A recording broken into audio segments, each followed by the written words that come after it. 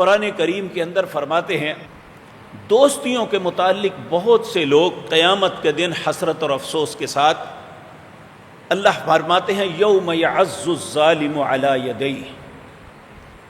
اس دن ظالم آدمی اپنے ہاتھوں کو کاٹے گا،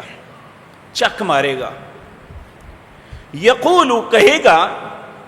یا لیتنی اتخذت مع الرسول سبیلا، میں نے رسول کے رستے کو کیوں چھوڑا،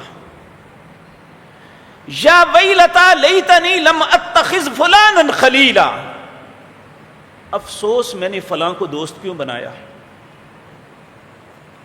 غلط آدمی کو دوست بنانا انسان کے لیے حسرت اور افسوس بن جائے گا، لیکن آج ہم اسے گناہ اور نیکی کا تصور ہی یہاں مٹا چکے ہیں۔ ہماری دوستی مفاد،